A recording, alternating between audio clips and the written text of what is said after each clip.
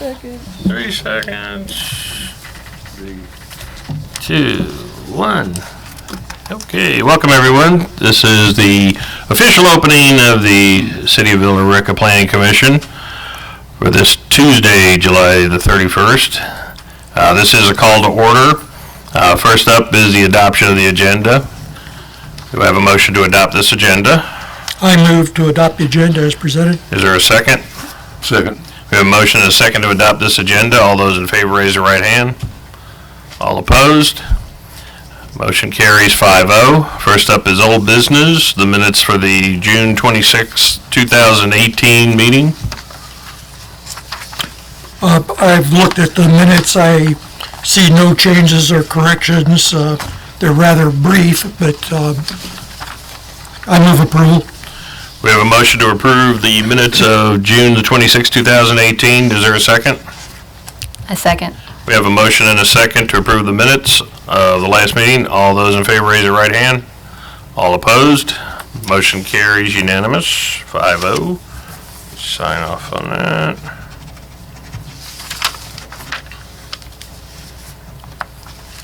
Okay, let's get into new business, and if you'd like to present the first item, please.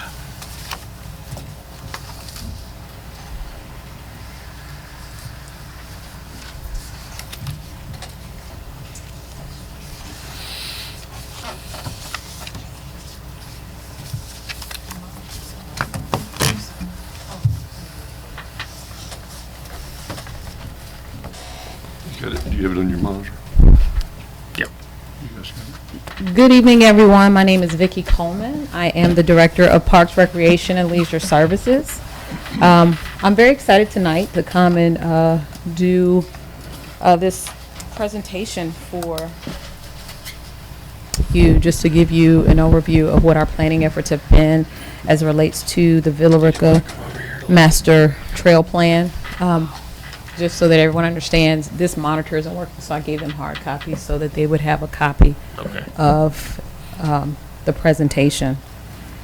Vicki, I've got it on my iPad, Sure. so if you'll just let me know when you're changing slides, I can stay up with you guys. Absolutely.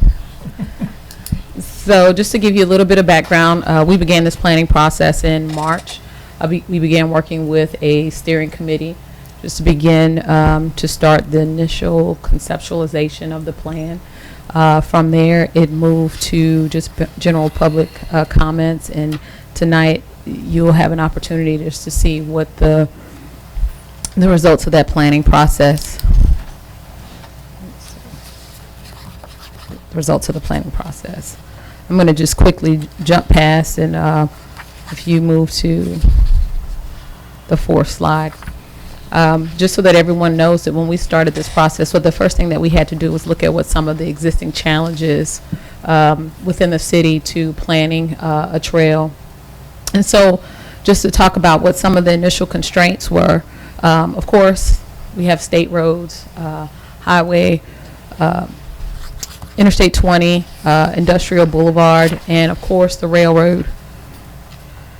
When we began this process, we ultimately have come to a point where what you're going to see is me go over this, discuss the portions of the plan alignment. What you're looking at right now, you should be looking at the page that just shows the overall.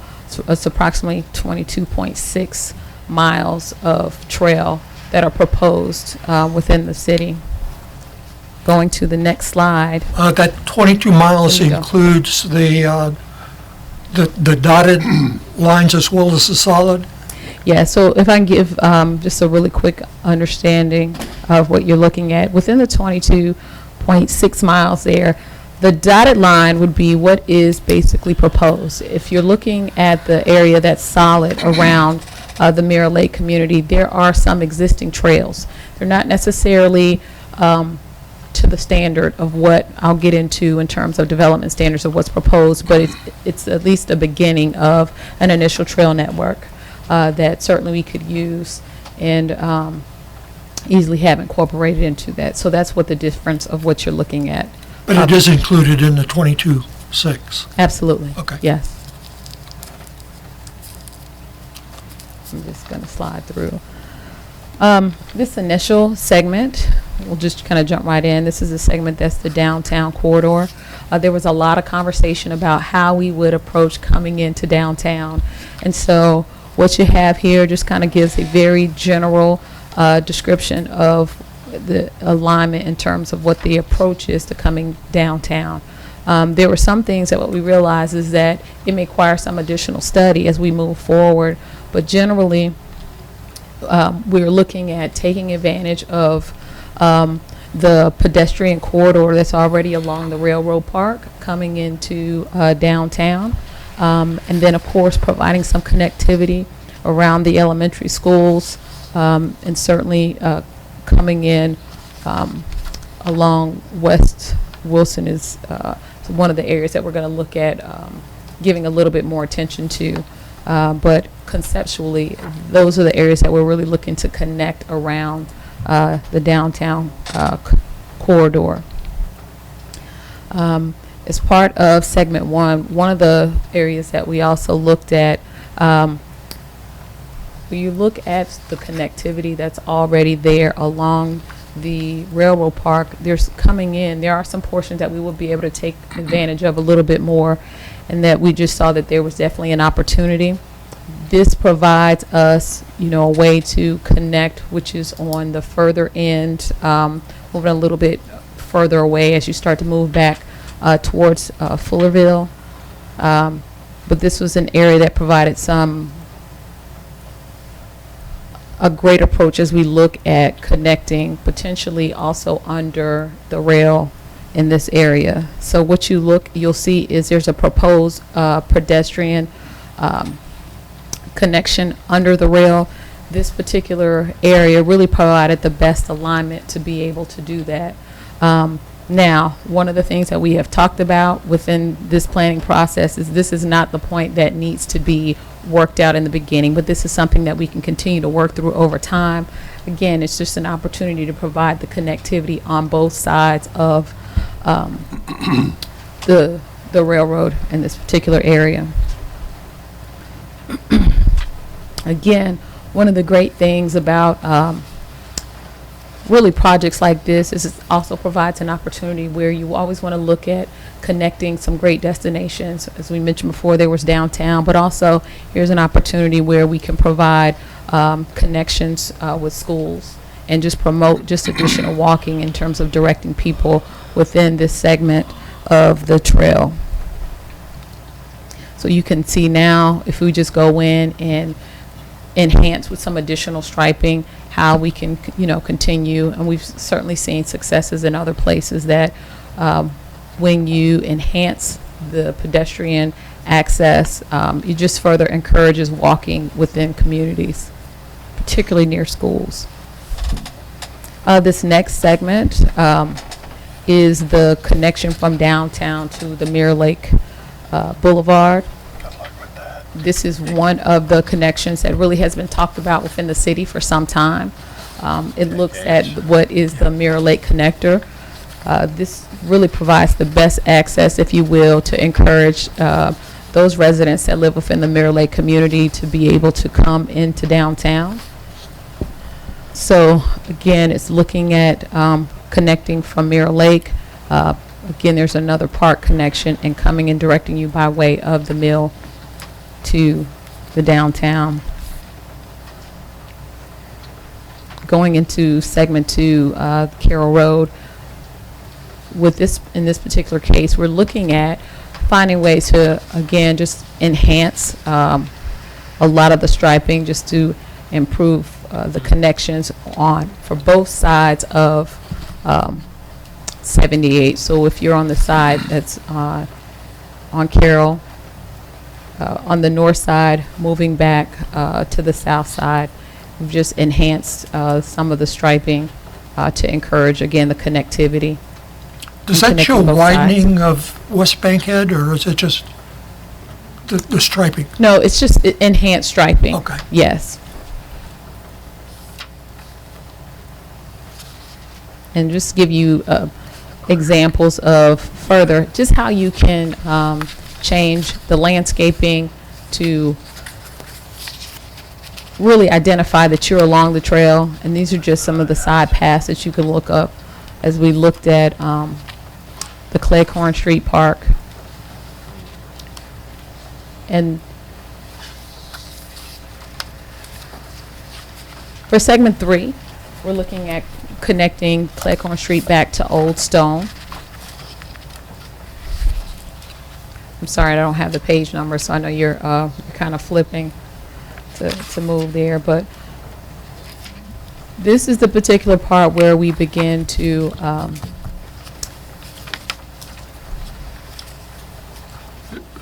let me go back. This is segment This is segment 3. 3? Yes, Cleghorn Street Got you. Okay. to Old Stone. I'm there. So you have a better understanding of what the general alignment is and how we're beginning to connect people throughout the city.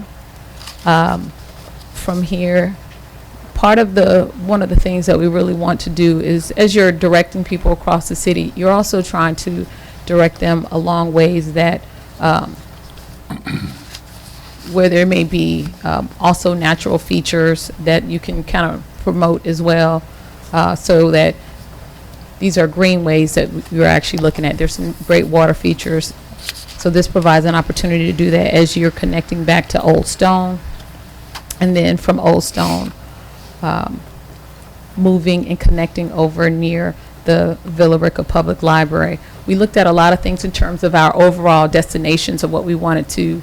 We looked at parks. Of course, we looked at our downtown and our community facilities, such as the Villa Rica Public Library, as well as Tanner Hospital, which they also have some great walking trails. And we saw this certainly as an opportunity to look at ways that we can look at our partnerships and how they really could enhance and be worked together. So from here, this is connecting from once you get to the Villa Rica Public Library and you're coming back from Old Stone Road, the goal here is to get over to Fullerville. If many of you guys will recall, we certainly had last year we were able to kick off and complete construction on the first trailhead project, which was over at Fullerville Park. So that's where the goal is, from connecting from the public library to get back over towards Fullerville and the initial trailhead. Please forgive me, you guys. My voice starts going in and out a little bit more. But so that you can have an opportunity to see the public, Villa Rica Public Library. Here's a great rendering of what a trail connection could look like over there. It provides an opportunity to act as also a trailhead. And you can see where, again, there's an opportunity to enhance the connection between there and a Tanner Hospital.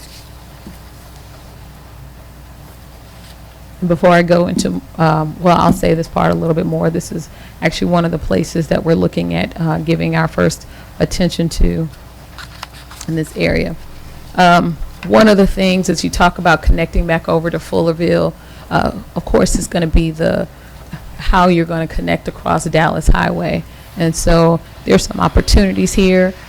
Just again, here's one conceptual rendering of how you can cross Dallas Highway to begin to make your way back over. There's all sorts of opportunities, but of course, proposing some signalized crossing so that pedestrians can safely cross. We certainly know that that's a hard enough street to get out sometimes, that even when we have cars that are trying to pull out in that area. So certainly giving great attention to this pedestrian safety as they're crossing is something that we're very much aware of. Just a quick question. Sure. Speaking of safety, how will the trailhead be patrolled or what have you? Well, that's something that we have talked about. The Villa Rica Police Department were a big part of our planning process, and so there are certainly opportunities. Number one, bike patrols, Right. Certainly something that could happen. But again, we're looking at creating ways for that there's enough activity on there that it certainly, in some ways, polices itself with a lot of people that are using it. But the bike patrols, I think, are an excellent way that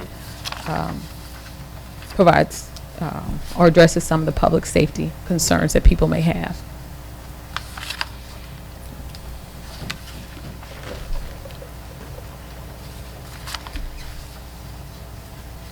And so, at segment 5, once you've connected back from Fullerville Park, and that particular trailhead, there's an opportunity again to come back across along the old rail bed that was there, and to begin to connect back into and tie back into part of where the railroad easement is. So there's some opportunities there to begin to bring the connection back through downtown again.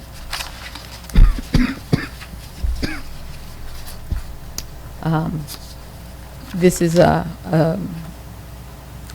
shot as to how the rail line looks today, just to give you an understanding how we can go in and take advantage of a portion of that rail easement, provide additional screening in between there. But this is another opportunity for that connection.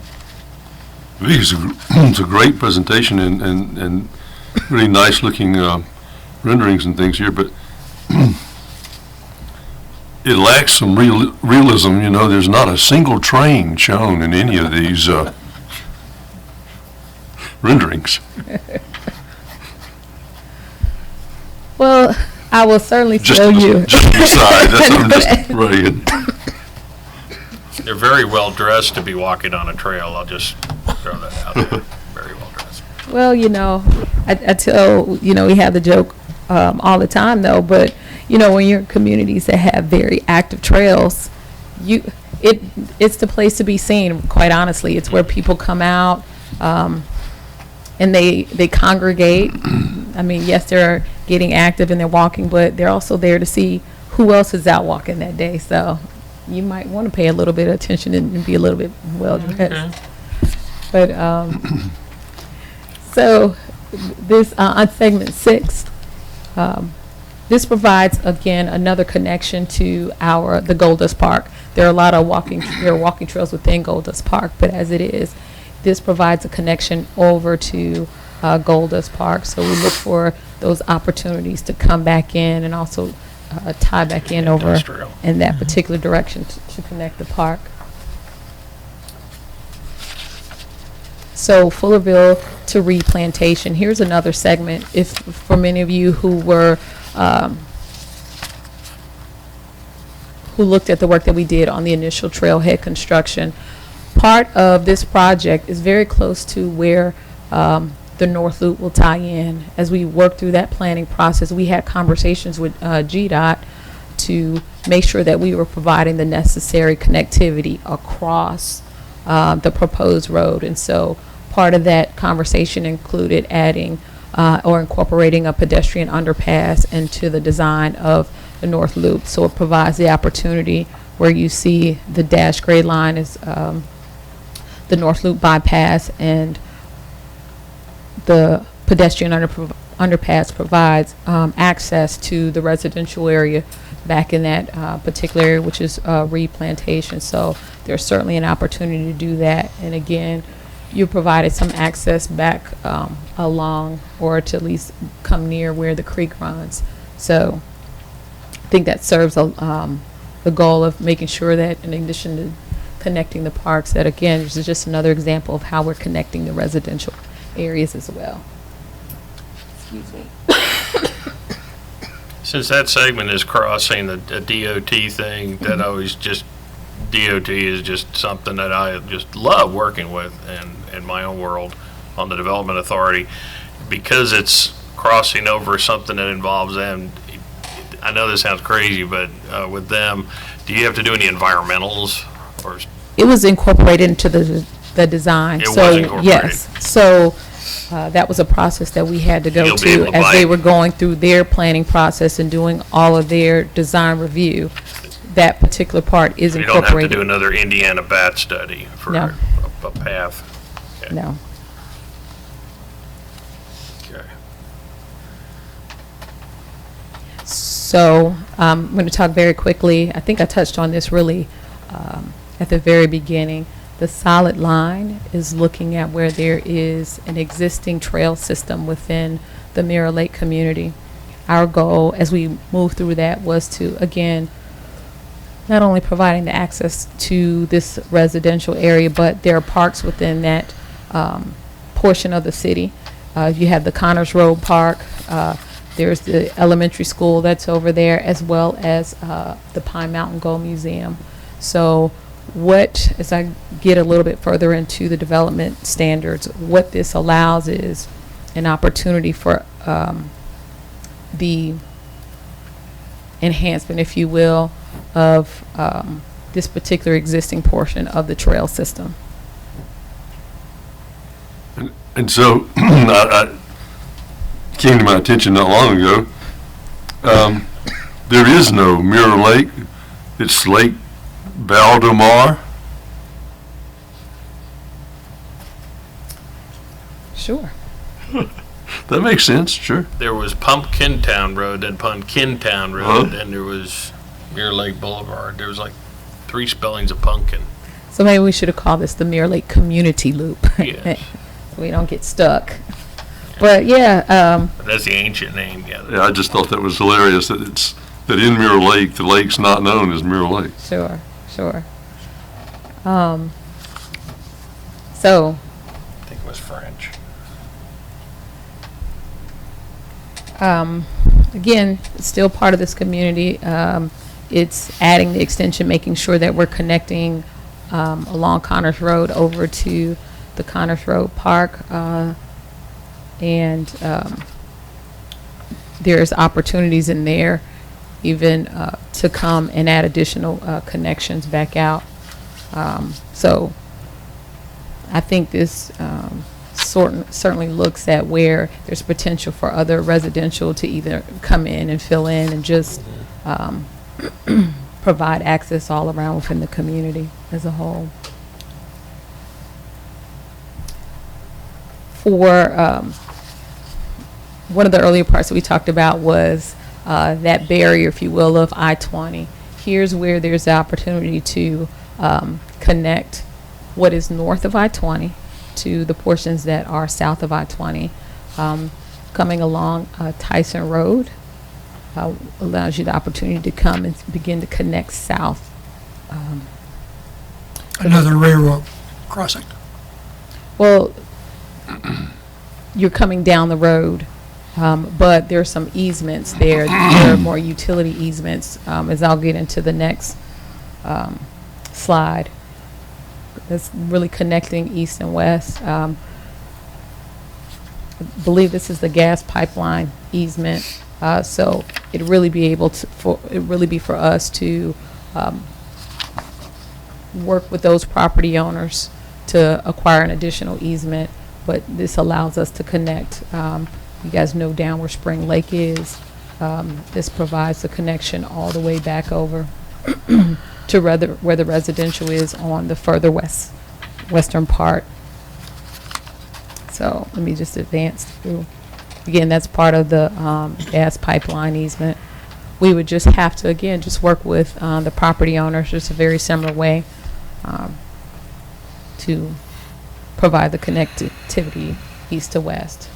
And now, in terms of moving to the south connection, the goal here, again, is to provide just the greatest amount of connections within the residential area to begin to connect the eastern part to cross back over, this is 61, 101, and really begin to make the connection further down. Here's an opportunity to look at Daniel Street Bridge. There's a quick rendering of how we could go in and enhance that connectivity, and then connecting down towards the V-Plex. There are great environmental areas that really kind of soften and make it just for a different experience when you can travel along some of the areas where there are minor creeks or streams. So again, this is just a quick synopsis of what the components of the trail happen to be, and I'm going to very quickly as I've touched on with quite a few other communities meetings, our model project is the area that we had looked at along the Villa Rica Public Library. That would essentially be the model mile that we'd look to implement. So it is gonna cross I-20 twice, Tyson Road and Daniel Road. Let me come back so everyone, Tyson and then Daniel, or the other bridge, yes. Okay, but nothing, we're just gonna cross on the existing bridges and we're not doing anything special No. about that? You mean like adding, Yes, protected sidewalk area or something like that, no? it's just enhancing some of the additional striping. So again, you want people to know that when they're on the trail, that they're on the trail. So I think that's some of the important elements that you have to have. Okay. Let's see.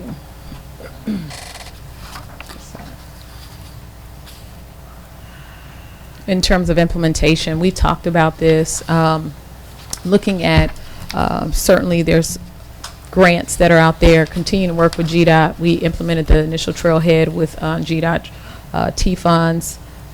We're making applications for, additional GDOT funds. We have the T-Splost and other trail and greenway funds that are available. And also, fundraising is going to be a big part of that going forward. Am I moving backwards on this one? Would this plan be eligible for funding from T-Splost? Yes. That's, as the city looks to move forward, certainly any type of transportation funds, there's an opportunity to do, pay for implementation of transportation. So this is just pedestrian, bicycle transportation. So yes, there's an opportunity for that. But, let's see. I think I moved through some of these. We put just initial recommendations on the implementation, cost estimations. What slide is that, cost? I'm sorry, I'm beginning to move fast because I know I'm taking up quite a bit of time. But Must there's have- a table. Oh, I got it. Contingency.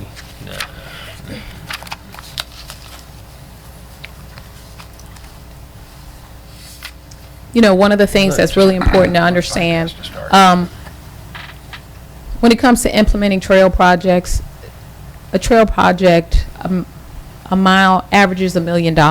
So, again, these are estimates of what implementation would look like, and just some recommendations in terms of that first connection, and then from there. Well, that was going to be my question. This shows segments 2, 3, and 4A and B. But, and I don't know what the mileage is in those 4. But I thought the guy said, the consultant said 1.1 to 1.25 million per mile. It averages $1 million a mile, so you Yeah. could be a little bit more, you could be a little bit less. That's on And- average. So if we do the whole thing on the average, the cost would be $22.5 million. If you did it all today. Okay. And I know you mentioned SPLOST, but it was not on the original SPLOST plan, when the committees were meeting about that and considering things. Has there been any discussion with the city about which deep pocket they're going to pull that $6 million out for those 4 segments? Well, for the initial segment, again, some of the things that we're looking at are making applications to GDOT. GDOT has a program very similar to T right now. The applications are coming up. They're granting a minimum of $1 million for these exact type projects. So a minimum of $1 million, and you just provide the 20% match. So that's pretty good. Especially a great way to start the first mile of a project like this. Is there monies in the planning for 2019's budget for this? Well, what I can tell you is, should T-Splosh pass, then what the city is looking at is the 20% match for that particular grant application, should it be awarded. Now, should it be awarded and T-Splosh not pass, then it becomes necessary to find that $200,000 someplace else. But again, if the state gives you $1 million, minimum of $1 million, finding 20% is certainly to your benefit, because you're going to reap a much greater reward than what you would have ever put forward. And so are we talking about another T-Splosh? You say if it's approved, I mean, it wasn't in the discussions of this current T-Splosh. And I don't know if it's legal to go back in and put this back on it, or take money from that pot and put it to this project. But of course, if they do that, they'll have to not do some of the other projects that were included in that. But are you talking about there's going to be another T-Splosh? Well, the first project that I understand, it was just splossed, so it's a little bit more general. My understanding is that there is a vote for the T-Splosh, which is more transportation-focused projects, which this would be one. So the status of that and when that actually comes up for the vote, I don't, are you aware of the time? November. But you're talking about taking funds from the existing T-Splosh sources and applying to this project? No? No. Well, then, No. That's what not what I'm T-Splosh saying. are we talking about that these funds are going to So come there's a general from? splossed, just splossed. Right. Then in November, you have a referendum for T-Splosh, which is just, I thought that's already been approved. No. The splosh, right? General splashes. Well, I'm talking, I was on the Douglas, but then a lot of this trail is in the Douglas County. What you're familiar with is like the 2015 Carroll Splosh, yes, 2016 Douglas or something. And those are just regular splosts. just general. It's like Right. Forrest Gump. County is cooking a You got your fried splosh, you got your gumbo splosh. All right, which is transportation only. gotcha. Which this would fall. If it is approved, it'd be about $100,000 a month. It would collect starting in April. So in the next fiscal year, we would potentially get 5 months of it.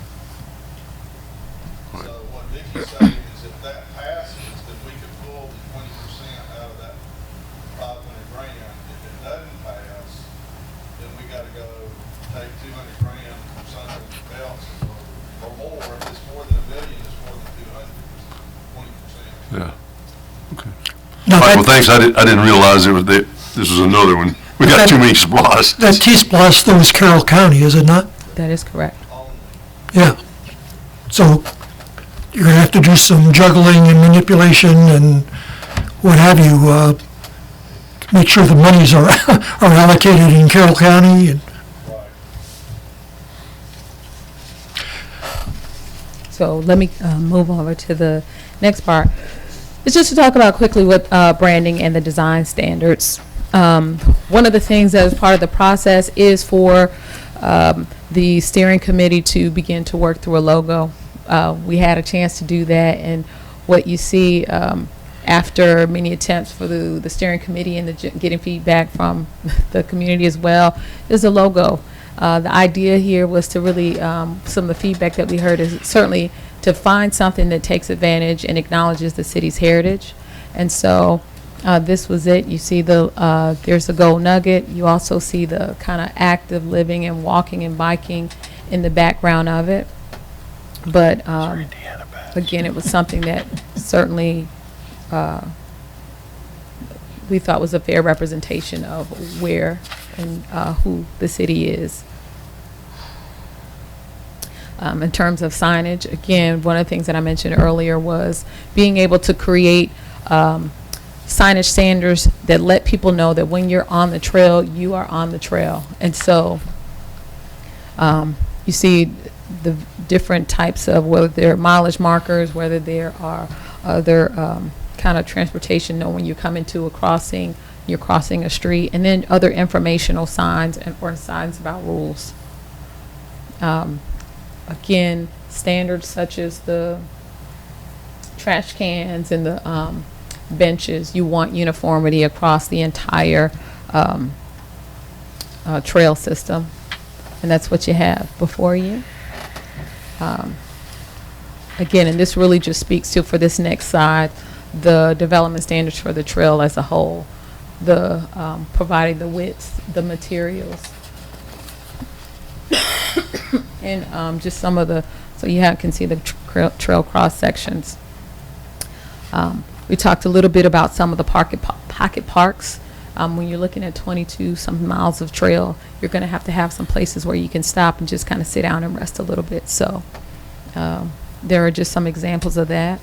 And again, one of the questions that we got was looking at what some of the distances of a pocket park or something, place to sit down and quickly rest. So that's, maybe every half a mile to allow somebody to kind of take a seat for a moment. Again, these are just some of the other examples of, pedestrian underpasses and what some of those may look like. Some of the street crossings, again, you want to make sure that you have properly marked the place anytime you're crossing a street. So certainly there are some examples there. Kind of move through this. Just to quickly talk about what the next steps are. This comes before the Villa Rica City Council this week. The consultant will actually be coming in, giving the presentation during the work session. Tuesday's meeting, we're looking at the final adoption. One of the reasons that we're moving at this particular place too, we're also looking at funding, as I talked to you about. So part of this also with the adoption of this plan will be the incorporating this plan into the city's comprehensive plan. And things that we're looking at in terms of overall implementation include, working with developers. If developers are coming in, making this a required improvement. So part of this needs to be a part of, the future development plan and how you see your community growing and seeing it as an important amenity, particularly a transportation amenity throughout the city. So it's important that certainly we bring this before you to have it, you review, give us your approval recommendations, if you will, moving this forward, and again, incorporating this into the comprehensive plan. Again, in terms of with the adoption of it, we're looking at incorporating some committees just to give feedback on implementation as a whole. We talked about identifying the model mile project and also bringing before City Council will be adopting the plan as a whole, but there are other components within that will come back before them for also separate adoption in and of itself. Well, I have a concern in that I don't think the committee for the comprehensive plan has really seen, maybe they've seen bits and pieces of this, but nothing that I have seen has been incorporated yet. Now, we've got a steering committee meeting coming up Thursday. Maybe we'll see it there. But to date, none of this is shown in the comp plan. Well, that's because this was in the planning process. We've just finished the planning process, and over I guess I would say for the last couple weeks of June and the very beginning of July was wrapping up all of the final comments from the public as a whole. We took those final comments, and then we spent this time refining, bringing the final draft, which is before you today, which will also be coming before the City Council. So with the approval of the final approval from the City Council, again, it's no different than any other plan that may have happened. Incorporation into the comprehensive plan is really the statement of these are the types of amenities that we want to have incorporated, or the types of infrastructure project, because that's ultimately what this also is too, and what it represents. into our long-range plan for development. So it's not uncommon to see these types of projects be incorporated into, actually it's very common, and it should be, if this is going to be projects that are incorporated into how your community will grow and develop long-term.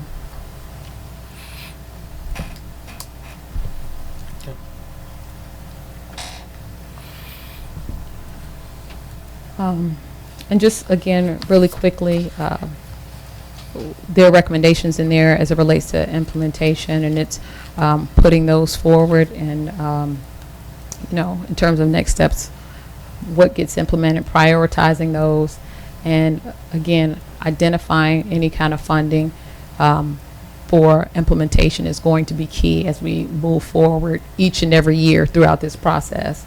And certainly, if there are any parcels that need to be acquired, that's part of this process too. But we looked to try to find every opportunity through a lot of the planning to work off of existing right of way, or again, you're looking for where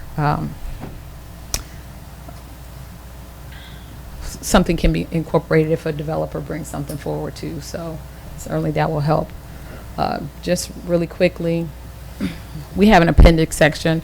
One of the final, there were a couple areas that we decided just would need to be further studied. We had some questions about what was looked at in terms of what was proposed, particularly in this area. That's not something that's going to move forward, but we at least wanted to make sure that that information was still included in the plan. So part of that was it's just incorporated for future consideration if at some point in time the city wants to come back and at least have access to that information. So aside from that, that's it. I don't know if you have any other questions. Well, my only concern, a great plan, you guys have put a tremendous amount of work and effort into this, and it shows. My concern is the cost and where this money comes from. We have a horrendous financial problem facing the city, and until our water and sewer problems are resolved, I'm not real excited about seeing us investing in trails or anything else. A great plan and, you know, great community improvement, but let's get our water and sewers fixed. We just had a lightning strike this week, which screwed up water in some of the communities around. And yeah, I want to see that fixed before we spend any money. And whereas I agree with you, I also think that a trail, I've seen it happen in Atlanta, it's already happening in Carrollton, it brings in business, brings in people, it adds to the community, gives you a place to be productive in a good way instead of a negative way. And whereas I think you got to fix the staples, you also have to look to the future.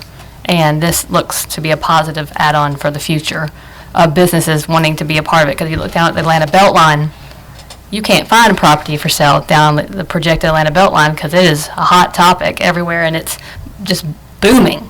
And it's fun to go down. Carrollton's doing the same thing now. And we're predicted to be bigger than Carrollton. If we don't get it in place now, when are we going to get the land? So we also have to look for that. And I think I applaud you guys for getting it in place. Thank you. I will certainly say, you know, it's one of the things that we talked about. These are the types of projects that are fairly transformative. And I think in terms of implementation as it relates to a city, there always has to be a multi-pronged approach. You're right, there are certain things that need to be addressed, and I think that there are some steps that are being taken as it relates to that. And I think one of the big questions that came up in the beginning was, you know, addressing some of those other areas in one way so that it frees your general fund up to do the types of projects, you know, or you have these other funding mechanisms that come down. But yeah, I think it has certainly a tremendous impact when you look at other communities in terms of the types of developments and creating the amenities that create the draws for people to want to come in and move in. So those are certain things that certainly we wanted to take into consideration. And I think some of the bigger parts of the conversation that we heard from the steering committee members and just members of the public is that they're getting in their cars and they're driving away to amenities such as these. And if you're driving 20 miles away, then certainly when you put these amenities in your community, you have the opportunity to create the economic draw that brings people in. So I think those are some of the things that you have to balance and take into consideration. So this is just, again, one project that it's certainly a sizable project, but I don't think you should be overwhelmed by finding a strategy to implement it over time. And you really just have to do it and just continue to work on all the multiple approaches to implementation.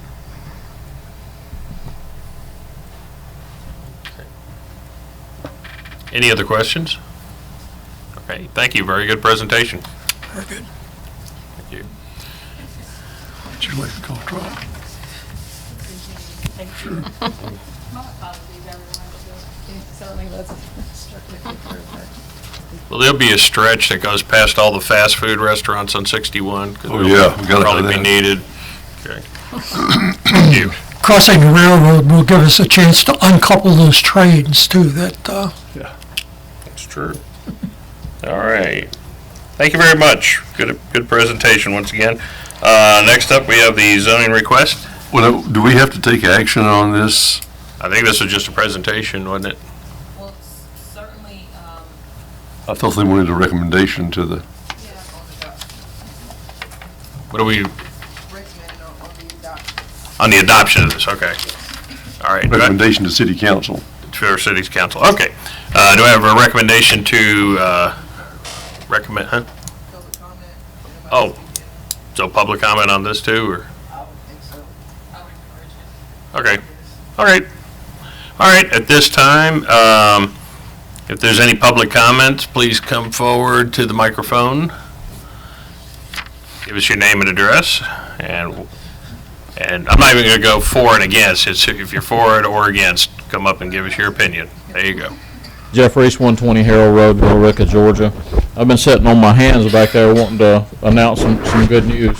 And I agree with Mr. Hannebeck's assertion. This is not a need, this is a want. And so it would, I can't speak for the entire council, but I can certainly tell you from my vantage point, we fix our problems before we start worrying about things like this. These are wants, these are needs, they're not, well, they're wants, they're not needs. But like I said, I was sitting on my hands wanting to just tell you, hallelujah. I met with a donor today, and that donor, I unveiled the plan, and at the end of the plan, I almost felt like he was waiting to write a check to be the donor of the model mile, and that's the most important part of this entire trail. If the journey of 1,000 miles begins with one step forward, this is that model mile.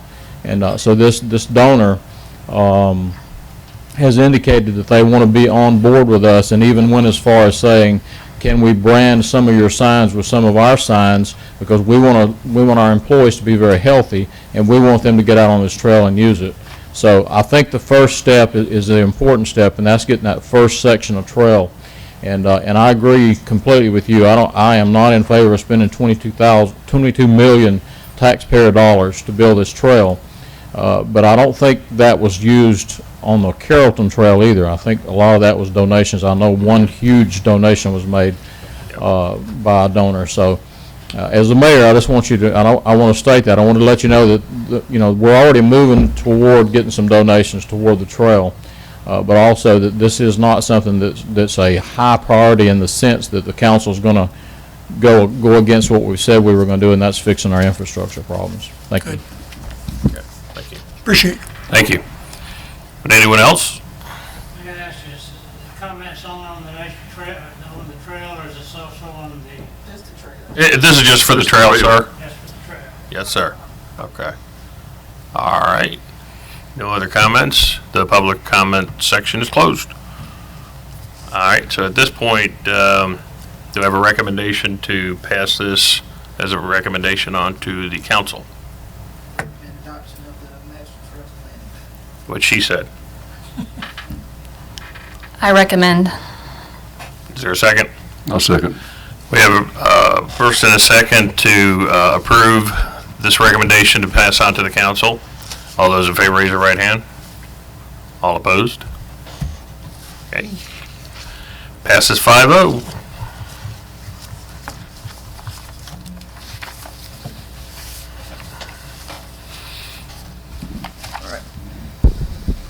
Greetings again, Lenise Lyons, Planning and Zoning Specialist, City of Villa Rica. Tonight we have a rezoning case and future land use amendment, both for the same property. We've done the one previously where we'll take both motions at the same time. So the first, RA 0418, Micah Hamrick of Villa Rica, Georgia, requests rezoning for property located at North Van Wert Road and a portion of 1483 Highway 78, Villa Rica. Parcel numbers V02-007-0477 and V02-007-0362 in land lot 165 of the 6th District in Carroll County, currently zoned rural development to general commercial.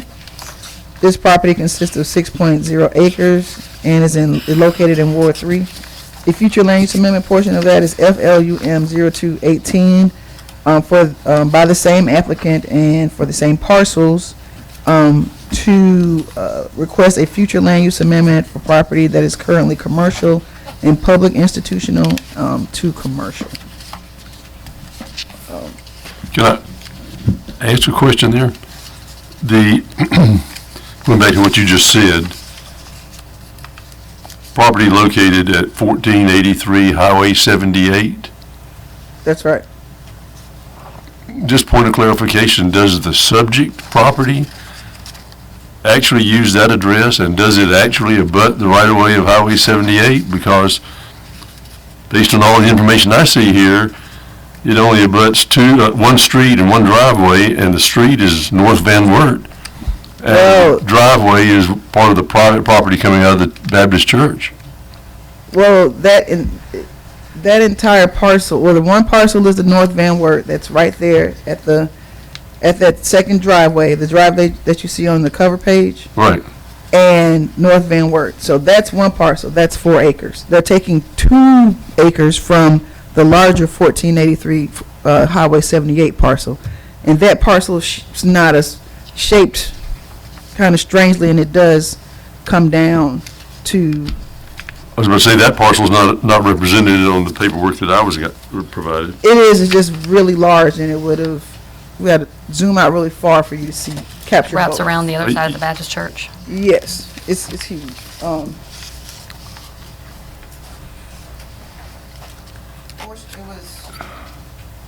Wait a minute, Lenise, are you talking about this right here where this holding pond or detention area is? Yes, that property is way more acres. I'm not sure what the total number is, but it includes the church that does front on 78. So. Well, they're cutting this out, and so the subject doesn't really front on 78, does it? Well, that's I mean, the address of the record that's attached to the parcel, so we have to use that. Okay, if that's what we have to do. Okay. Is GC, is this the right zoning for this? Yes. We checked our UDC, and general commercial is the one that allows hospitals and medical institutions. But we just, last month, we approved a change on Old Stone Road, and that was not the GC, that was to, O&I. yeah. And that allows offices, medical offices, professional business offices. Hospitals and medical institutions fall under general commercial and not Okay. office institutions. Just a question. We had the same initial thoughts, but Okay. we reviewed it several times, and Okay. per the UDC, that's the closest one that matches the future land use and everything else. O&I just doesn't carry hospitals, medical institutions, anything like that.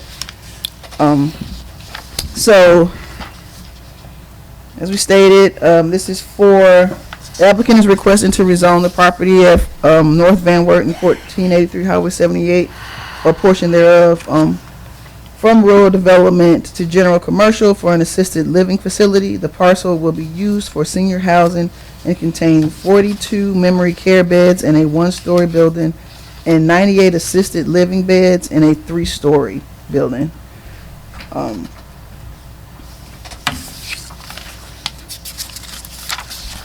As we discussed, there has been some concern regarding the Hart House, which is located on the property.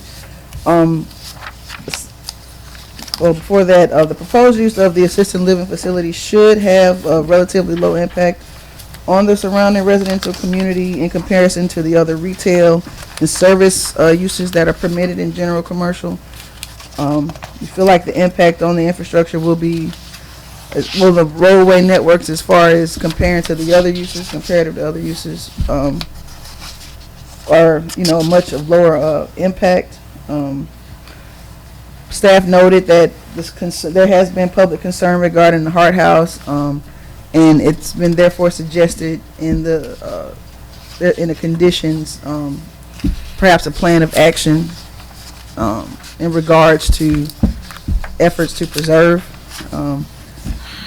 And in regards to the future land use map, it's to bring, if it's rezoned, to bring the part that's public institutional, which is the part that the church sits on, to make those be consistent.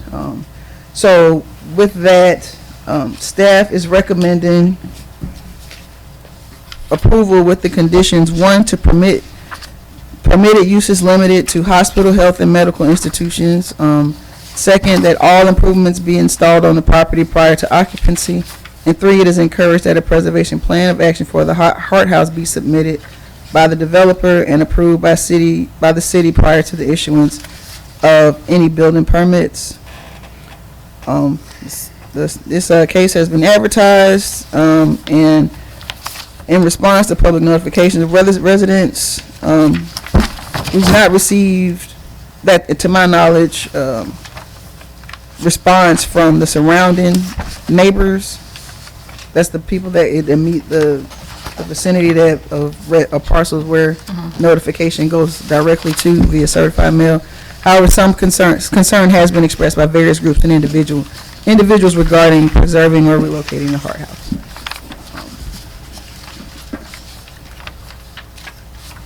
But again, the Hart House has nothing to do with this rezoning.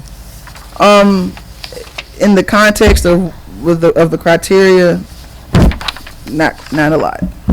Why then do you have this third condition included? The condition is included as a recommendation. These are recommendations. Staff, just can recommend things. The purpose of it is because of the public response to this rezoning, and the existing structures that are on the property, which is the Hart House. So, in the spirit of, the public has brought this to us as planning staff, we're public notification, community engagement. If this is something that has been expressed at least we would like it considered. It's a recommendation. But Lenise, it says approval with conditions, and if we make this a condition of approval, doesn't that mean that they must comply, or they're in violation of the? Well, that's the language. The language is, it is encouraged. It's not, that's what's on the. Y'all just remember, these conditions are recommendations from staff. You don't have to go by all 3 conditions. I know, but I'm just saying, but if we agree to approve it, subject to these conditions, then aren't they pretty well set in stone and carried forward? No, that's, they have their recommendations and we have ours. It goes to the council, and then the council can hear theirs and ours, That's correct. and then make their own decision. But, yeah, because we're a recommending board, just like they're a recommending staff, but the council has the final say-so and Okay. as to what goes in, right, conditions and That's right. everything. But if they pick it up with it, then it does become, Well, it's like when we pass stuff on, let's say, hypothetically, we approve something, the staff approved it, and it goes on to the council, then they've seen the two bodies have seen it, looked it over, and approved it. And so, hopefully they, see what we see, but, that's the whole point of that. But they actually have the final say-so. Yeah, that I knew. But we can add, we can even add a condition if something comes up. That's right. So, okay. All right. Yeah. When it does go to, when you get your actual construction plans, if you would make a note, I think the rendering that we've got here doesn't make provision for adequate parking, if that's what all they intend. I would just say, keep that in mind for when it comes up. Okay. Because you got 140 beds. If they're all full, especially for holidays and people, things like that, they're gonna need sufficient parking.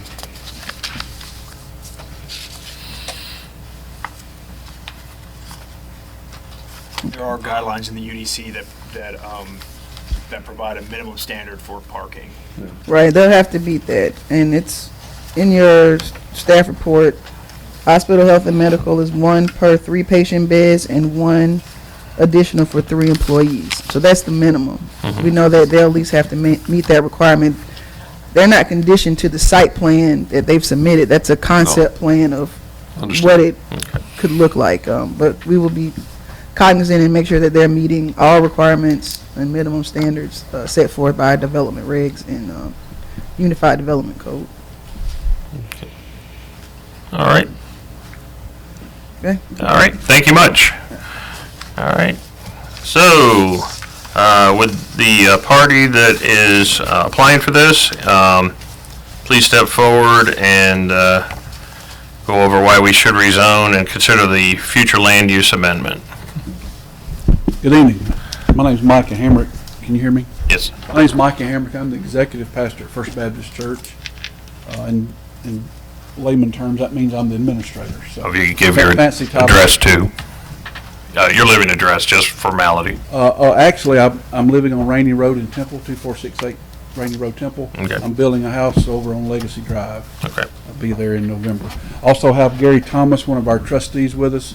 He's been around the church much longer than I have, so as we get into your questions, Gary will have that historical knowledge that he can help us with. Approximately September 2 years ago, so 2 years this September, we were approached by, he's actually an architect. We keep referring to him as a developer. He's an architect out of Florida that is going around the country looking for faith-based areas that he can partner with churches. And it's like she mentioned a while ago, the design is conceptual at this point. We've been in many talks with him through a third party. We have yet to meet him. I have had conversations with him via phone. He's looking for churches that he can purchase land from, build a assisted living memory care facility, and then his only ask of us is that we minister to those people. And it goes back, if you allow me just a moment, it goes back to when his parents needed assisted living and memory care. He couldn't find a faith-based place in Florida to do that. I will say he's very wealthy, so he's taken that on himself to start building these. He's building 4 as we speak, and with others to come down the line in other parts of the country. So we say negotiation, but we really haven't negotiated anything yet. His ask of us is, would you be willing to sell 6 of your acres? Yes, we would. We'd be willing to listen to what you have to say. That was our answer.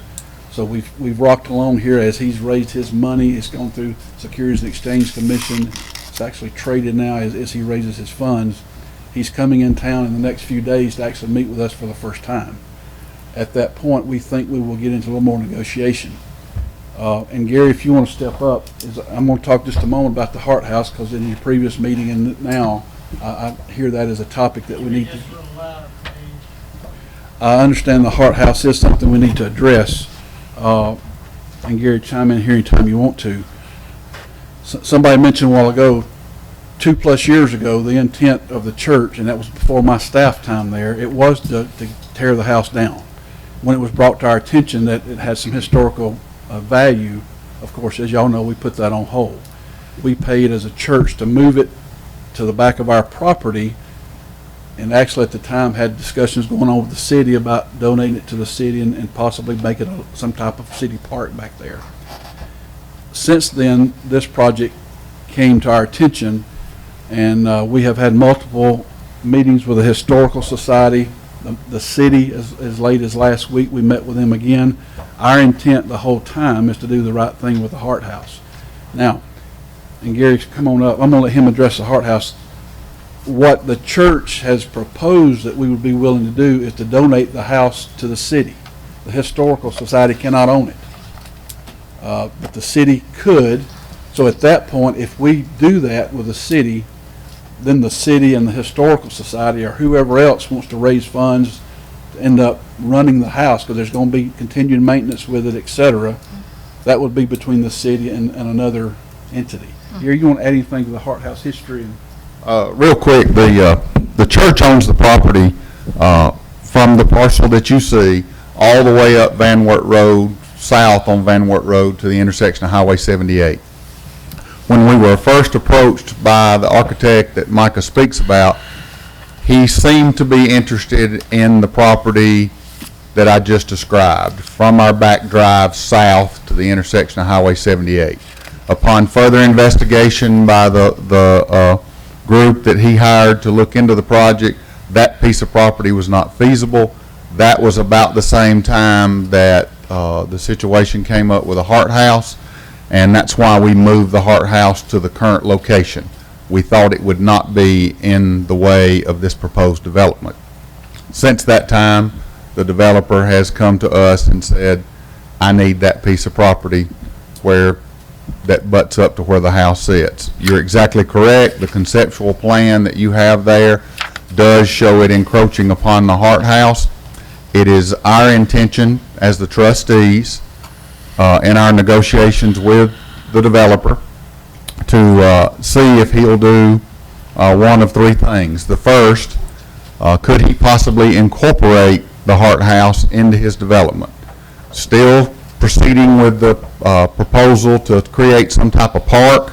We thought that park concept might be beneficial to his residents inside this facility, and they could all be there together. That's option one that we will discuss with him. The second option is that he would be willing to assist us in moving the house to another undisclosed location. That location would have to be decided in conversation between ourselves, the Historical Society, and the City of Villa Rica. It has been, as Micah indicated, it has been indicated to us by the city staff and the city attorney that the city would have to own the property where the house ends up being moved. That's for grant purposes and those type things. The other option is that we can't reach an agreement between the three parties, and then there is the possibility that the house would be torn down. I don't want to come to you and say it's a definite, because here's the issue. As Micah mentioned, our church has already invested a little under $50,000 to move this house, and it is still sitting, and there is no plan. There's no plan by any of the three entities involved, us, the commission, or the city, to do anything with the house. We've had some meetings and we've had some discussions, and we're all still meeting on good faith that we will come to a resolution.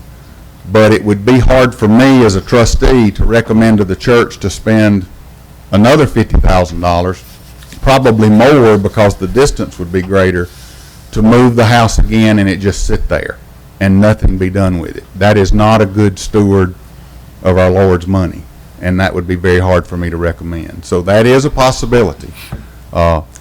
We very much want to do this development. All of the information that the developer has done in the last 2 years in his research shows that there is a definite need for assisted living and memory care. Our population is aging, and so there are definitely a need for this. And it also allows us an opportunity as a church to provide ministry to those residents. That ministry includes bringing them into our services, but also assigning a staff member to that facility, which is what we hope our church will commit to do, to provide ministry within that facility. But the church would not own that facility, and you would sell the 6 acres to this quote developer unquote? That is correct. Our only partnership, and we use that term very loosely, would be we would enter into we believe we would enter into some type of an agreement with him that we would provide ministry. We would have an ongoing agreement that we would provide ministry to the residents of that facility. But we have no ownership, property, or the business whatsoever. I think you mentioned earlier that his original interest was the area from the driveway south to 78, and he found that unsatisfactory? That's correct. For a couple of reasons. It doesn't lay right. Our construction put a retention pond there that took part of that property. And then also, I don't know what other tests he performed, but according to those tests, it was not suitable for his development. Man, I drove out there this weekend and looked not at that property, but at this proposed property. I question whether it's buildable on this property or not.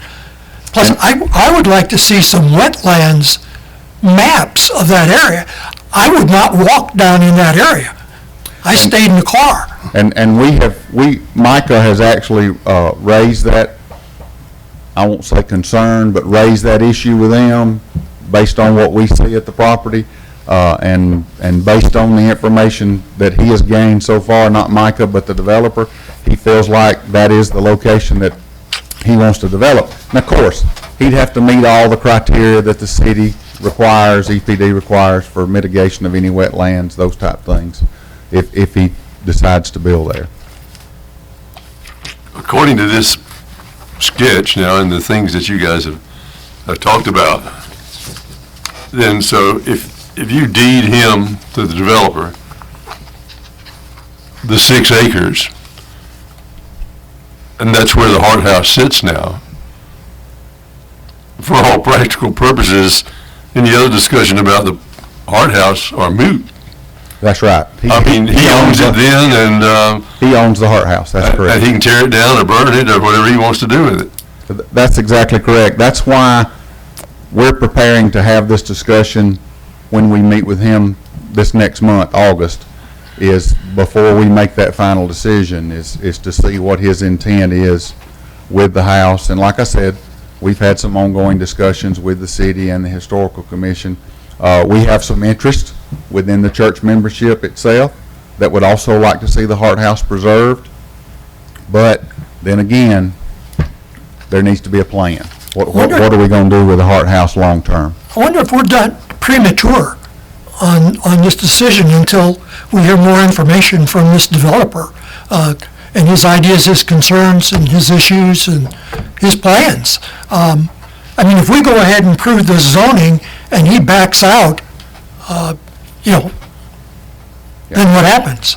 Well, I can't speak for the church 100% because they hadn't voted, but the trustees, and Micah, correct me if I'm wrong, but the trustees are perfectly happy with the zoning and everything reverting back to its present location, its present criteria, because we don't have any desire to develop this property any other way.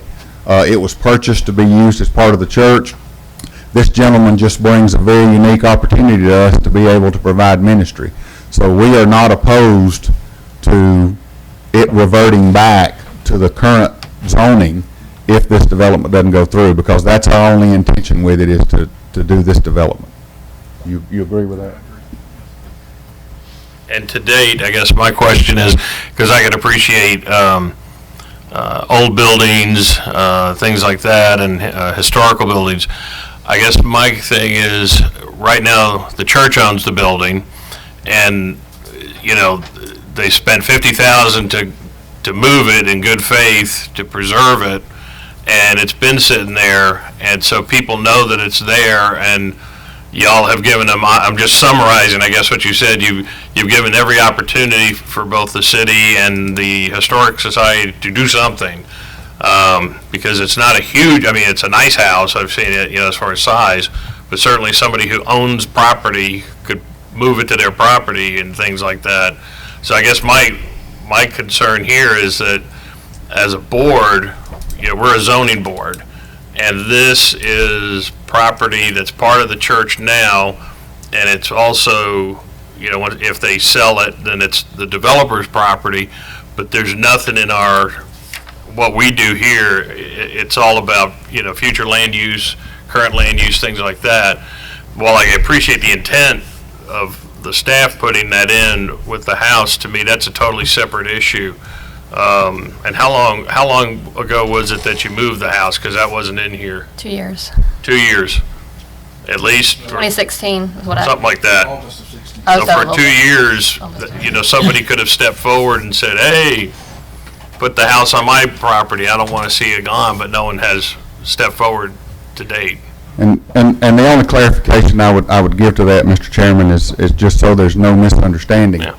Is once we started discussions with this developer, we essentially said as far as any further development of the house on our property, we couldn't do that until we had a final decision from this developer. Mm-hmm. The other part of that is we're still waiting on a plan from all three parties involved as to what exactly we're going to do with the Hart House long-term. And that was the discussion we had in our last meeting with the city and the Historical Society, is we don't really have a long-term plan, but we're open to that. I mean, I think our church is very much open to trying to work through that still. Because originally, it was going to stay on your property and become a park, right? Yes, and the reason for that is there is a desire by the Historical Commission. The property that the house sits on now is part of the original property from where the house was sitting before. Right. So that kind of keeps it on the same plantation that was the original part of the history of the house. Right. So their reason for wanting it where it is now is it kept it in the same plantation. To move it somewhere else in Villa Rica would still preserve it, but not keep it on the same piece of property it originated. Right. Again, I have concerns with this developer coming in on this issue of water and sewer, because I do not want to see another on-site sewer facility for this development, and unless he's willing to pay for the city to extend the sewer, ain't gonna happen. And I think that would be a question for the developer and staff. Right. Because that would be something that the city would require him to do as part of his development, I believe. I'd almost like to see this maybe tabled for a month until you've heard from this gentleman and we've gotten some feedback. I would respectfully request that the commission not table it. He has asked us to go ahead and move forward with the rezoning application. From my experience, that's what I usually see by developers. They want to make sure that the property rezoning goes through before they start committing additional funds to the project, and he's already invested a good bit of money in his research. I think, hopefully, we're covering that in that the church is letting you know that we're more than willing for this rezoning to revert back to the current zoning if, in fact, this development doesn't work out to the city's satisfaction. So I would respectfully request that you move forward with approval tonight. I don't believe we have there's not a clawback in this. If we make a decision to adjust the zoning, we send it to city council and they agree, then that's it. It's zoned that way and that stays that way, right? I mean, we don't do it, we don't approve this so long as you go forward with this plan. I mean, once we've changed the zoning, it's changed. I don't know of any reversion aspects in the UDC.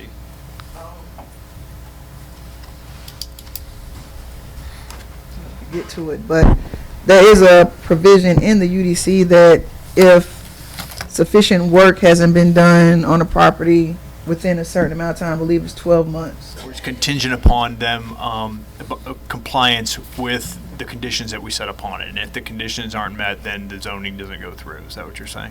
Well, no, if the zoning goes through, you recommend approval here, it goes to city council. But the conditions aren't met.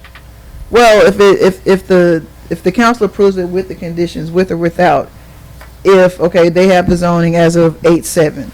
If they haven't made sufficient effort towards developing the site, there's a clause in the UDC that allows for staff, city council, or some other party to request that the rezoning go back.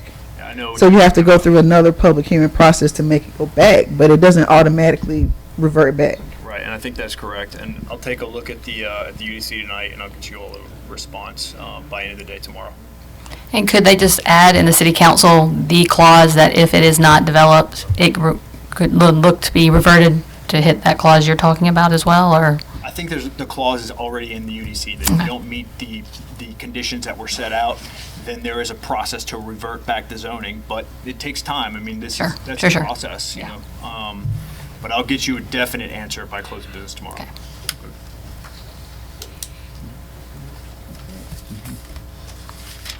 Okay. All right, thank you.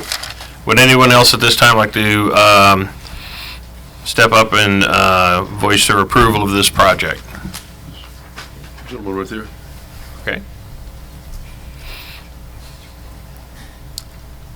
And again, please give us your name and address. Yes, I'm Dr. Salmon, 821 McPherson Street, Monmouth, Georgia. I'm here representing the Villa Rica Area Historical Society and the Hart House.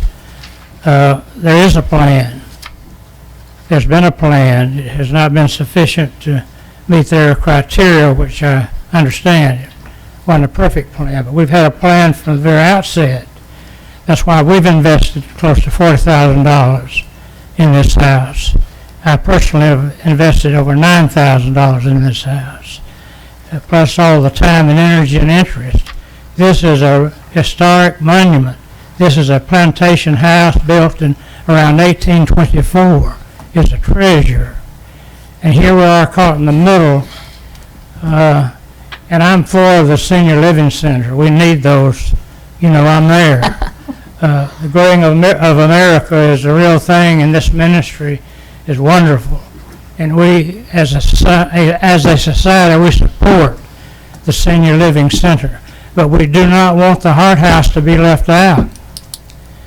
And it's our opinion in the most recent plan that I deliver a copy to trustee now.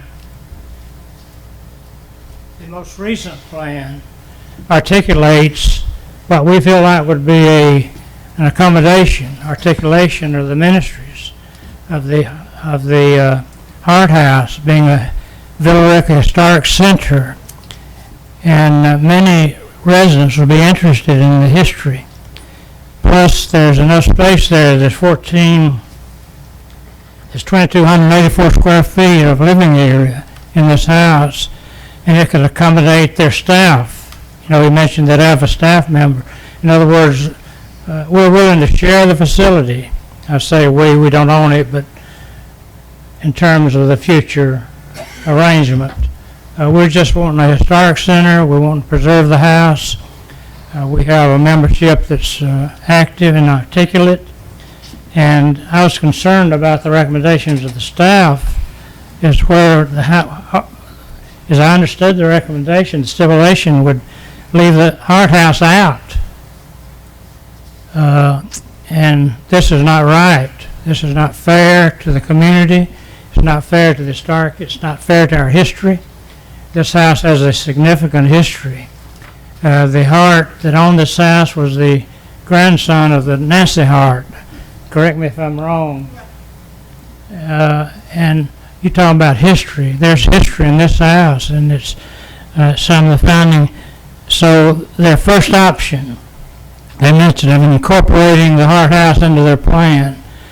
We would want to respectfully insist on that, because the site of a historic building is significant. if it's moved away from its roots, it loses much of its historic value. As far as the National Register is concerned, as long as we're on the same lot, landlord would have a good chance, of getting it on the National Register. It's been my opportunity to participate in Haralson County in rebuilding the old courthouse. I chaired that mission, $1 million $1 million venture. We brought in a one-room schoolhouse there, completed it. We have a plan. God help us, we have a plan. And the records should show that. So we're really appealing to the church to insist that this house be left where it is. There's land on the other side that could perhaps be bought, to accommodate the situation. So we really appeal to all concerned. We've had a lot of support from the city, and let me say we've had great support from the Baptist Church. We couldn't be here tonight had it not been for them. So it's been a friendly thing. I'm just at a loss to them stating that there was no plan, because there's been a plan. It just wasn't a plan sufficient to meet their needs, but we're working on it. And I'd be glad to submit the questions if it's appropriate. Any questions? Okay. Thank you, sir. Would anyone else like to step forward and for or against? I'll just open it up. Keep it easy. Larry Kors, 115 Maple Valley Drive, Villa Rica, Georgia. I don't believe you have in your packet a conditional sale contract, do you? No. Okay, so any other packet that we've seen, any other applicants that we've seen over the years, has to have a conditional sale contract. In other words, the packet has to be complete, otherwise what you have here is wishful thinking. While there are good intentions of the property owner for development, they really don't have anybody to buy their property. So until you actually see true documentation of the true intent of the buyer-seller, then you are within your rights to table the application tonight to a future date until you do see such intentions placed upon the public record with us. We have seen over an Old Stone Road, Kurt, we remember that somebody said, I've got it, I've got it, I've got it, and we gave them the rezoning, and no, they didn't. And it's sitting there rezoned, what, 10 years later, 8 years later, something like that. We didn't have the paperwork. Okay. So we need to have need to stick to the rules, which is you've got all your documents ready to go, and if not, table it till ready. Thank you. Thank you. Anyone else? Okay. At this point, the public section is closed. Do I have any recommendations?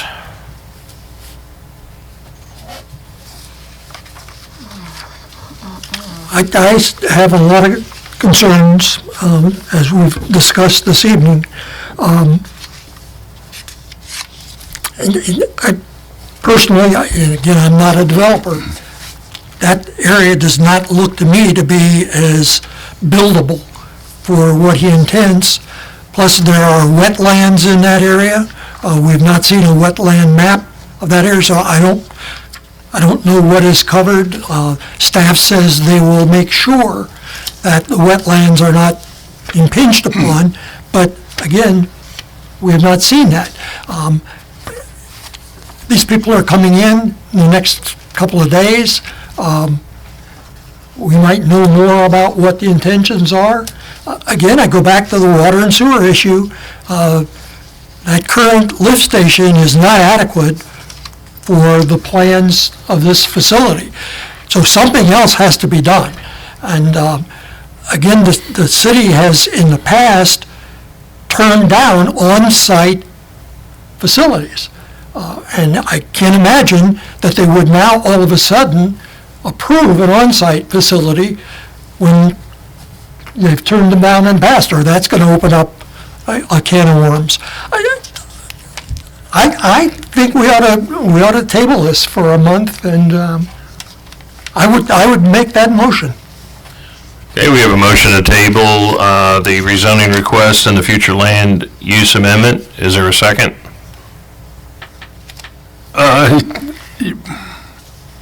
Yes, I would second it.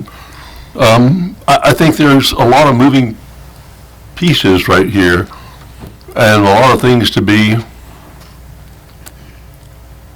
still come together. I'm not opposed.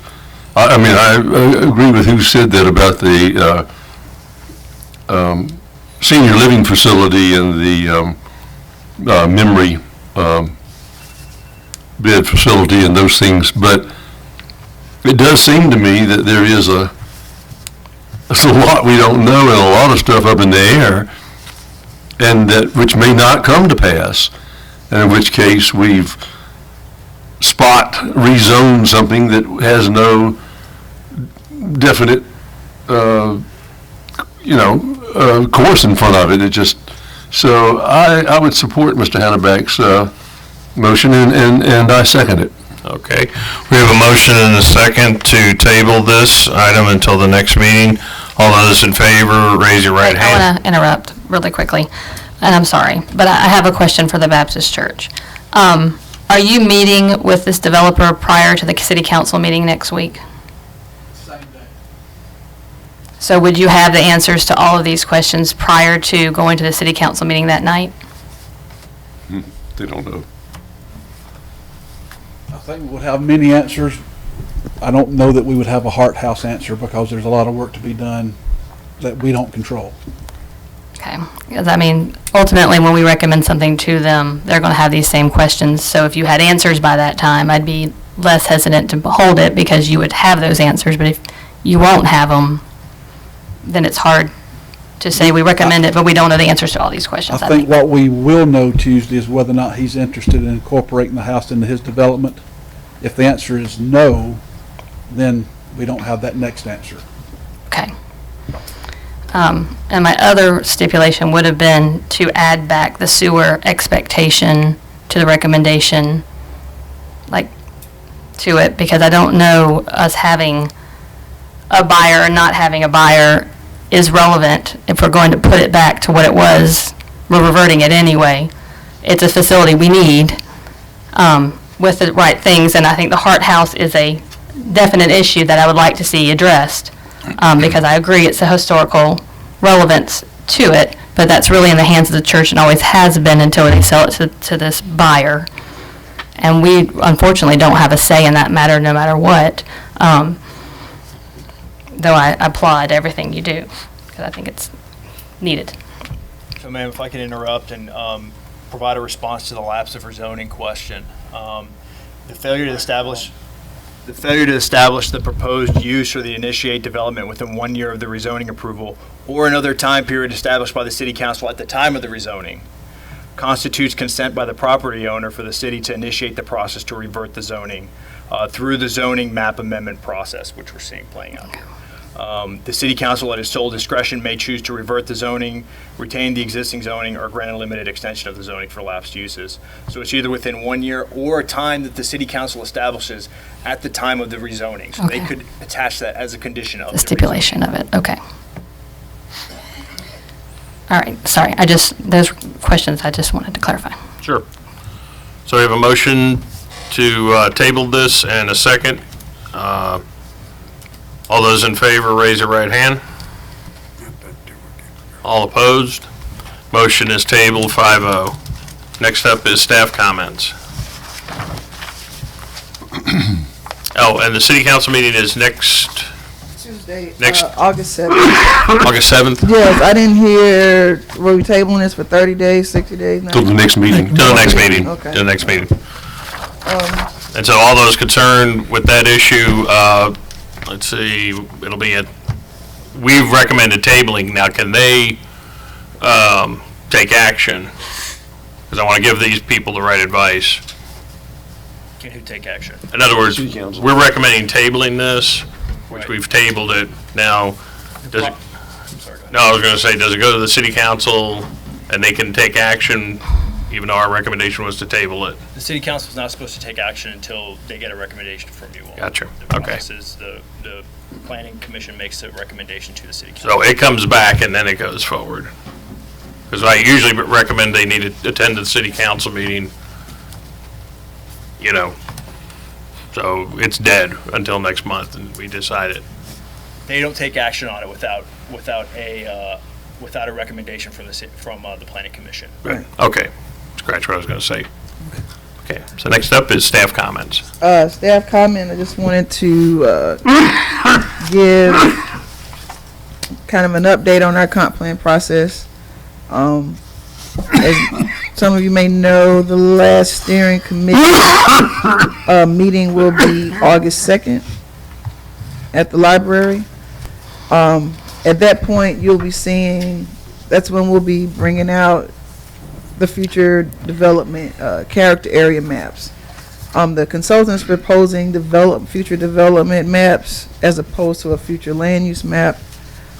For a lot of reasons, it gives a little bit more flexibility in zoning. It's not, if you see your future land use map now, it looks a lot like a existing land use map. It just looks like, doesn't look like areas of concentration of activity. It just looks like here's some commercial, also in there some residential, some townhouses, some industrial. It's kind of a scattered, doesn't give a full picture of what the scenario is moving forward. So it'll be interesting for you all to see. So like I said, that'll be August 2nd. The city council will also have a view of those maps at their work session if you want to come a little early and check those out. We'll also be having, on August 7th, will be the first open house. And that will go from noon to 7 p.m. So people have time to come in throughout the day from the afternoon on to, I know that city council is also that evening, but the maps will be available online. Some will be available at City Hall with us, and public comment for all of that will still be open until probably the middle of August. So you're still able to come in, give feedback, take a look at things, even though the open house is on that date. There'll still be more opportunities to participate.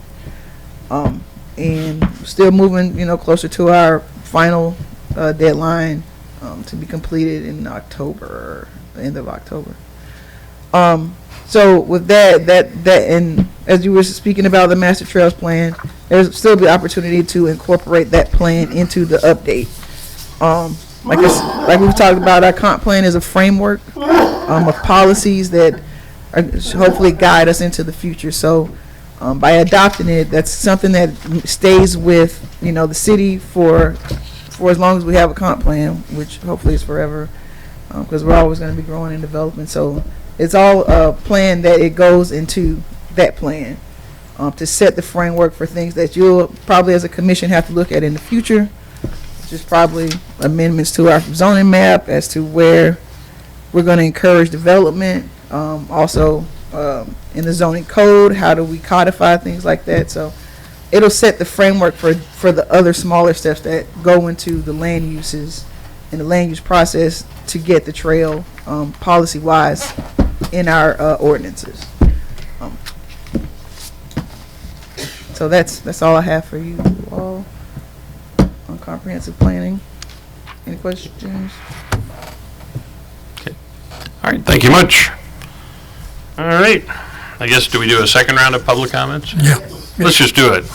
It's open mic night. All right, second round of public comments. If anyone would like to step forward and speak to the microphone on anything discussed, please limit your time to 10 minutes or less. Sarah Pitts, I live off Thomas Dorsey in Villa Rica. Speak out, honey, speak Okay. I'm nervous. Yeah, it's on. Okay, I was wanting to speak about the history of the Hart home. As though it's called a plantation, it was originally what we found evidence of. McIntosh built several taverns along the Indian trails that he put along Carroll County. And when he built those taverns, he used Native American help as well as the lumber from Lot 165 that it sits on. And I've been underneath the home, and it is over 200 years old. And the chimneys that was made by the brick and the mud from land lot 165. Back then, the railroads were not made until 1870. 1880 is when the railroad came through for Villa Rica. So they had to travel a great distance to even supply anything towards the building of this home. Samuel Hart is the great-grandson of Nancy Hart.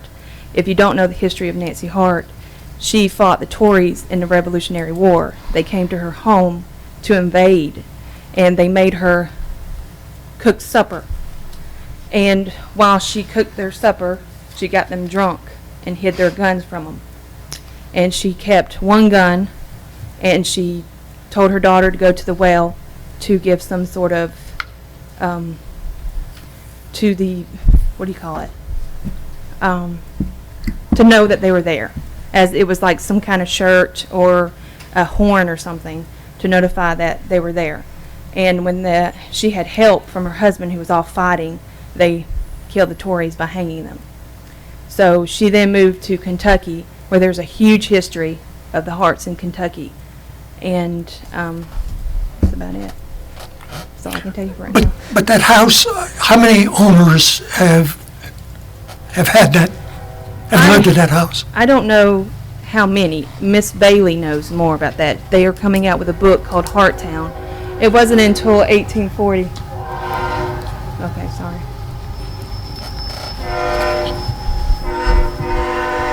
It wasn't until 1840 when Mr. Hart finally came to settle at the home. But it was known as Harttown because he had brung the money to build the mines and the joinery shops and the locksmith shops and blacksmith and all that. So, I guess my real question is, over the years, there have undoubtedly been renovations galore done to that house. And, does it really have anything historical about the house itself other than, the history? I mean, the chimneys are gone, right? Right. I mean, we still have the clay bricks, but that's nothing now, Yeah. So, I guess, what's left that's there from the original house, if anything? It would just be the main room. I think the top part was added on later on, but it was 1870 when the Leathers owned and built the porch. His ancestors were the Leathers. That's why Mr. McBrayer is so involved in the Hart in preserving this home. And underneath, like I said, underneath the home is over 200 years old. All right. Thank you much. Thank you. Anyone else?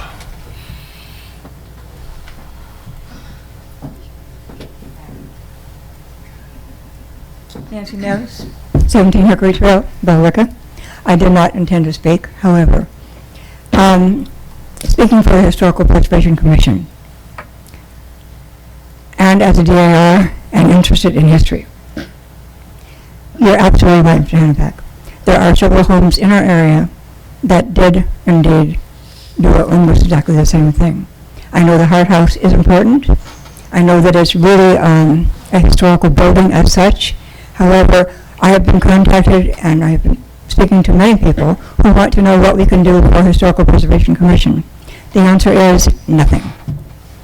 Our charge is to deal with the outside of the house and to preserve and protect the history of what it looked like. We have nothing to do with the inside, and the inside of any historical building is the responsibility of the person who owns it, and all we are doing is preserving the outside, the exterior part of it. And so I wanted to make sure that people understand that that's our charge. Thank you. Thank you.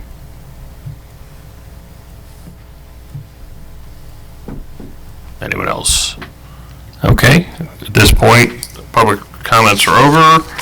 In an effort to make sure that that the tabling of the motion is done in accordance with the provisions of a type 4 hearing, which is what we're engaged in. We need to make sure that that we are tabling it for a continuance, that we're actually conducting a continuance. The city can make a continuance on its own motion, which is what it appears that we've done, but they need to provide a reason and a date as to when the next hearing is going to occur. It sounds like we're going to do it in a month. We just need to make sure that that's on the record and that we're actually having a continuance granted. And there needs to be another notice. The notice provision for another public hearing has to be met, where we make it clear that a continuance was granted as to the rezoning and the land use amendment. Okay. All right, thank you. All right, at this point, do I have a motion to adjourn? Well, do we need to amend that? We made a motion to table it. We need to make it clear that we are continuing the hearing. Okay. That was the intent, to continue to the next monthly planning and zoning meeting. Which will be the 28th of August. I'm sorry? 28th of August. Yeah. Okay. So is that what we want to do, is to say? Yes. It's continued until August 28th or our next meeting, whichever. Yes, the item, yeah, all right. The item tabled will be a continuance to the August 28th, 2018 Planning and Zoning meeting. Okay. Now, something else that we need to consider over and above this is the council is probably about to change their meeting dates. I don't know what they'll be, but one of the considerations was the second and the fourth Tuesday of the month. Well, that conflicts with planning and zoning. So we need to consider changing our meeting dates. That will not affect this date in August, but it could in September or October maybe. So we need to be thinking about that. Okay. Okay. Motion to adjourn, any motions? I make a motion to adjourn. All right, second. Motion second, all those in favor, raise your right hand. We're adjourned. Thank you all very much.